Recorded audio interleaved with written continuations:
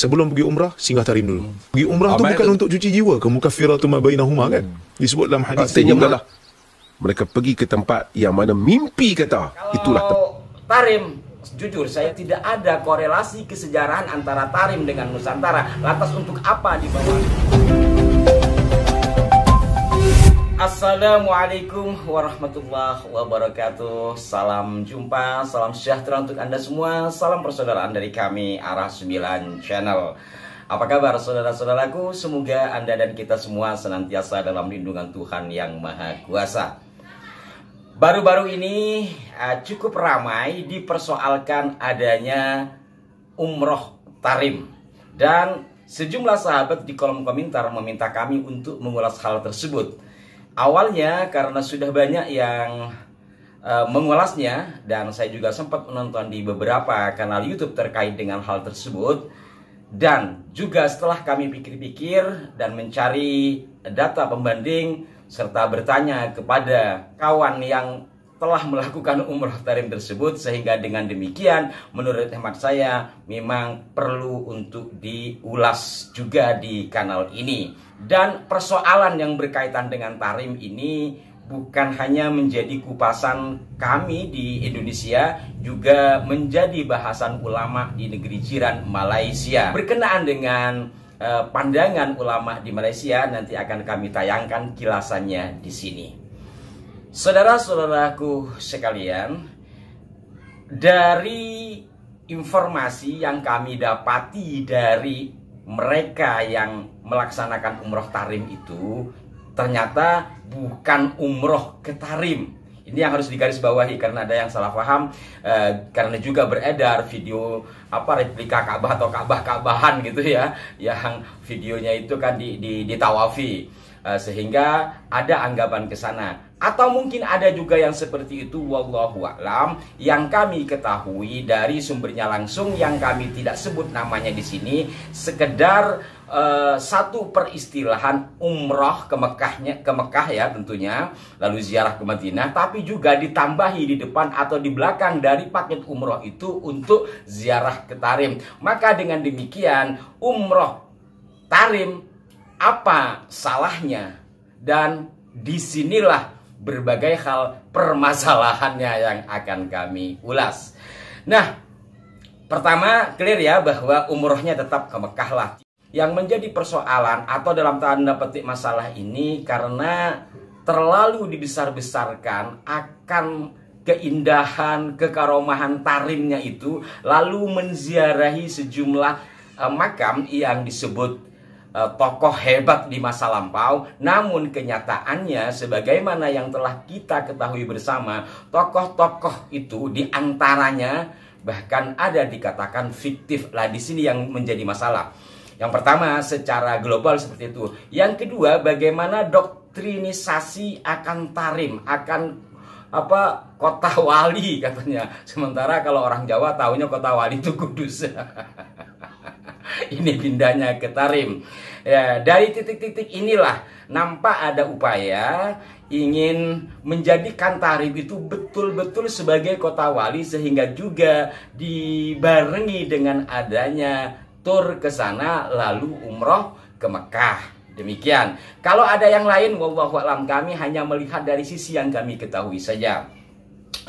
Kemudian yang ketiga, korelasi ya. Korelasi antara masyarakat Nusantara dengan Tarim sepengetahuan saya tidak ada. Kalau toh ada ulama Hadramaut, apakah beliau kelahiran Tarim saya tidak tahu ya. Syekh Salim bin Abdullah As-Sumair itu kan penulis kitab yang sangat banyak dikaji sampai hari ini di pesantren-pesantren, terutama pesantren salaf, yaitu kitab Safinatun Najah yang kemudian disyarih oleh Syekh Nawawi Banten menjadi Kasifatus Saja. Kenapa disyarahi? Ada sesuatu, dan hal ini sudah pernah kami ulas, jadi tidak perlu kami ulas kembali. Ada sesuatu kemudian disyarahi. Tapi bagaimanapun kitab itu sampai hari ini masih dikaji di Nusantara. Dan kalau merujuk kepada tokoh Syekh Salim ini, kan beliau makamnya bukan ada di Tarim. Kalau berbicara korelasi, kemudian secara kesejarahan global, tentu saja tidak ada kaitannya sepengetahuan saya. Monggo kalau Anda memiliki sejarahnya. Secara global saya tidak menemukannya. Berbeda umpamanya ke Turki. Ada juga kan umroh kemudian ke Turki. Dan untuk yang Turki ini saya pernah. Jadi bukan umroh ke Turki, tapi umrohnya tetap Mekah lah. Ziarah ke Madinah, pulangnya lihat-lihat Turki. Walaupun pada saat itu juga sempat ada semacam propaganda berkenaan dengan khilafah, padahal sejatinya tidak ke sana. Dan kalau ke Turki, itu ada kaitannya, ada korelasi secara kesejarahan dengan Turki Utsmani. Karena Turki Utsmani ini jelas menjadi kekhalifahan yang membawahi dalam tanda petik kerajaan-kerajaan Islam di seluruh dunia. Saya katakan dalam tanda petik karena banyak hal yang mesti dikupas secara rinci ya.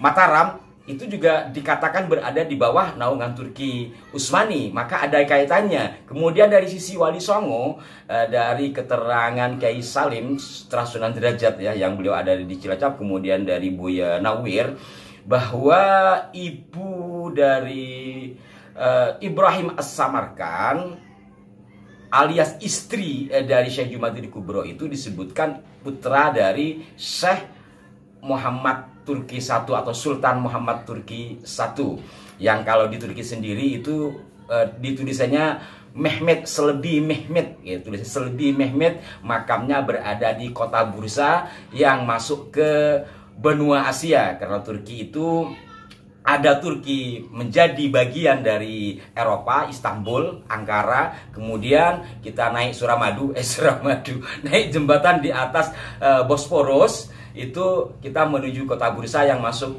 Asia. Disitulah makam dari Selebi Mehmet atau Sultan Muhammad I Turki. Jadi masih ada kaitannya, baik dari sisi kesilsilahan ataupun dari sisi kesejarahan. Kalau ke Turki masih bisa diterima, dan itu juga bisa memperkuat pencarian data terkait dengan sejarah masa lampau. Nah, kalau Tarim, jujur saya tidak mengetahuinya, atau mungkin juga Anda tahu, tapi saya coba lacak-lacak, tidak ada korelasi kesejarahan antara Tarim dengan Nusantara. Lantas untuk apa dibawa ke sana, kecuali hal-hal yang disebut propaganda tersebut.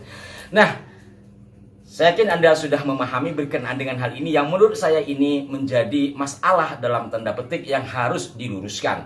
Dan berikut ini saudara-saudaraku sekalian akan kami putarkan pernyataan dari ulama Malaysia ya, Dr. Maza. Beliau nama lengkapnya Profesor Datuk Dr. Muhammad Asri bin Zainal Abidin, yang akrab disapa Dr. Maza, kemudian juga Dr. Rosimi Ramli dan Ustadz Yahya sebagai alumni Tarim. Berikut ini kita simak kilasannya bagaimana pandangan beliau-beliau ini. Bukan hanya di Indonesia, di Malaysia pun hal ini menjadi perbincangan. Siapa yang boleh verify Ya, itu adalah kubur Nabi Hud? Itu yang pertama. Yang keduanya, bila disebut kota 1000 wali ini kan, siapa yang verify? Ke sendiri self claim dia? Sendiri yang masing-masing klaimnya dalam kelompok Alawiyin, mereka klaim hal yang sedemikian di atas sesuatu perkara yang berlaku, yang juga tidak ada siapa yang boleh verify. Tidak ada siapa yang boleh verify perkara tu.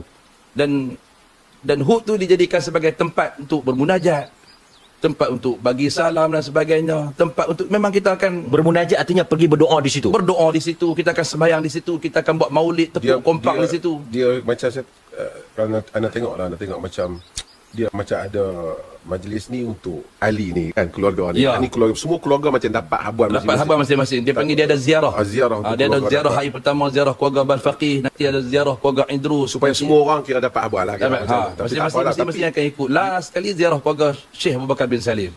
Dulu tahun 2000, maka Nabi Hud tu keadaan masakin sekeliling bukan sebanyak hari ni. Tapi selepas 20 tahun hanya di atas satu kenyataan seorang Habib, kalau tak salah Habib Alwi bin Syihab, menyebutkan man bana baitan fi Hud bana Allahu lahu baitan fil jannah. Zaman yang apa pula? Siapa yang buat bina satu rumah di Hud, maka Allah akan bina bagi dia rumah dalam syurga. Hari ni orang, saya rasa orang Malaysia pun ada pergi buat pelaburan untuk buat rumah di Hud, untuk dia nak pergi duduk pada bulan Syaban ataupun pada bulan Muharram. Dan fadilat-fadilat ni disebarkan di Kota Tarim. Di tersebar. Sekarang ni orang Malaysia ada yang pergi Mekah dan umrah haji pun tak rasa tak puas Tak lagi tak pergi sebesar. situ. Ya. Balik kena ziarah tadi. Dan ada kami jumpa dengan orang yang balik daripada Yang di Yaman. airport tu? Jumpa di airport. Dia sebut, dia kata, lepas ni baru saya nak pergi umrah. Kerana guru saya pesan, sebelum pergi umrah, singgah Tarim dulu. Amai tok guru kita di sini yang sebut macam tu. Dia kata, kenapa kena pergi Tarim? Dia kata, cuci jiwa dulu. Hai? Pergi umrah tu bukan untuk cuci jiwa. Kemukafiratu ma bainahuma kan?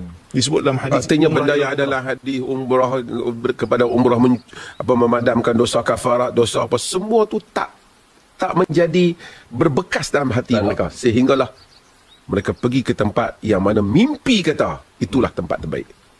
Mimpi tu pun bukan mimpi dia apa. Mimpi orang yang dakwah dia mimpi. Siapa pun tak boleh nak verify mimpi. Nah, bagaimana menurut pandangan Anda, saudara-saudaraku, dari penyampaian tokoh-tokoh Malaysia tadi? Kalau saya jujur, saya sejalan.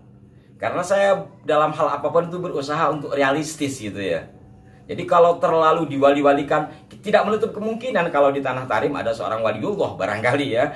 Tapi tidak menutup kemungkinan. Tapi kalau kemudian ditinggi-tinggikan sehingga menjadi sesuatu yang terlalu wah, ini kan perlu untuk ditelisik ulang, perlu dicurigai, apalagi berkenaan dengan, mohon maaf, khurafat-khurafat yang disampaikan katanya ya yang banyak lah. Saya pikir tidak perlu diulas, Anda sudah sangat memahami. Yang dikhawatirkan kan masalah ininya sehingga tertancap di benak jemaah, oh seperti ini. Apalagi berkaitan dengan kesejarahan yang kemudian Wali Songo atau tokoh-tokoh hebat di Nusantara ini dikatakan berasal dari Tarim. Termasuk yang ada di Nitian yang disilang oleh Dentibio itu dikatakan berasal dari Tarim. Pangeran besar siapa itu? Lah, hal ini yang dikhawatirkan atau menjadi satu permasalahan yang harus kita clearkan. Mohon masukannya yang konstruktif dan marilah kita berpikir jernih, cerdas, dan melihat sesuatu secara objek. Demikian, semoga bermanfaat. Mohon maaf jika ada kekeliruan. Sampai jumpa. Wassalamualaikum warahmatullahi wabarakatuh.